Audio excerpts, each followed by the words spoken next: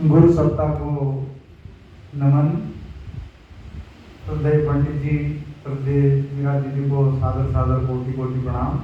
और हमारे सभी चिकित्सा शिविर वाले भाई बहन और हमारे चांद्रायण साधना के सभी साधक सभी भाइयों को नमन।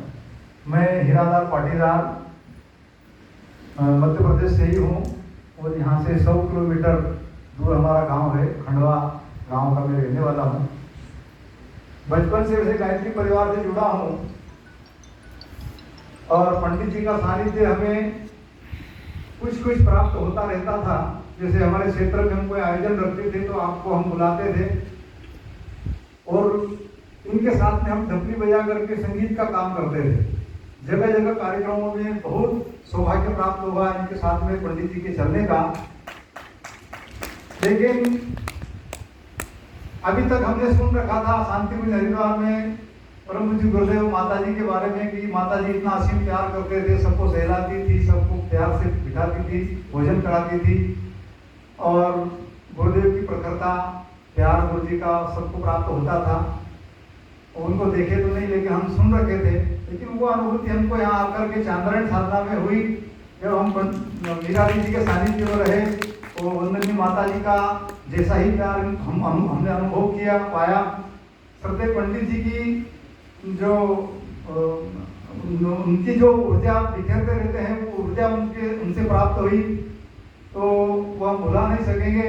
और यहाँ आश्रम में जितने भी हमारे बंटी भैया, पंकज भैया, पूजा दीदी, हमारे गोविंद भाई, हमारे जो है एक भाई का नाम सावन भैया, राधा लक्ष्मी बहन और हमारे मामा जी और हमारी गौशाला में 2 पति पत्नी काम करते हैं। वो जिससे भी हम मिले उनकी सक्रियता देख करके ऐसा लगा कि एक व्यक्ति 10 व्यक्तियों के बराबर काम कर रहा है। और ये आया कहाँ से? पंडित जी के सानिध्य में रह करके इनको प्राप्त हुआ है। तो पंडित जी हम सबको ऊर्जावान बनाना चाहते हैं। जैसे ही आया ये हमको जानते थे, अच्छी तरह से मैं इनको जानता था। जैसे मैंने प्रणाम किया, फार्म भर के दिया, बोले आप भी आ गए? मैं जरूर आऊंगा, मैं भी क्यों नहीं आऊंगा। बोले क्या प्रॉब्लम है आपको? चांद्रायण साधना करने के लिए आया हूँ और मेरे घुटने की प्रॉब्लम बढ़ने लग गई है।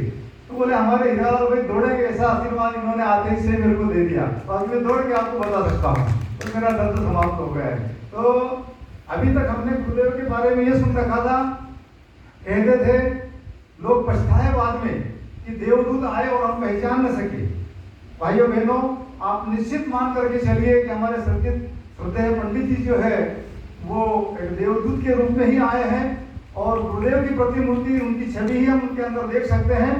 और हम इतने आए, हमको अच्छी तरह से उनको जान लें और हम बताते भी रहे लोगों को, औरों को प्रेरित करते रहे। लेकिन जो उसको अनसुनी करेगा वो बाद में पछताएगा, क्योंकि ये वही है जो देवदूत आए और हम पहचान न सके।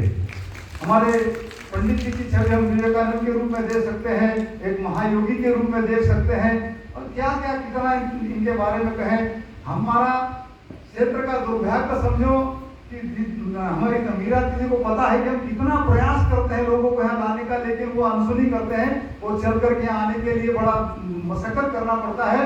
और आप 12 राज्य के लोग यहाँ पर जब मैंने देखे एक साथ आकर के, और कितनी दूर से अमेरिका से देने आई है, तो इस चीज को हर कोई अभी समझ नहीं पा रहा है। और ये अनुभूति जब आश्रम में आकर के प्राप्त हुई, यहाँ जो ऊर्जा हमें मिली और हमारे शरीर की शुद्धि, मन की शुद्धि, आत्मा की शुद्धि के जो सूत्र हमको मिले, ये हम कभी नहीं भुला सकेंगे। और मैं तो ये मान के चलता हूँ कि हम यहाँ आकर के इस चांद्रायण साधना में धन्य हो गए, धन्य हो गए, धन्य हो गए। अभी तक हम मंत्र का जप करते रहे, मालाएं घुमाते रहे, लेकिन अब पता चला कि साधक की भूमिका क्या होती है। धन्यवाद।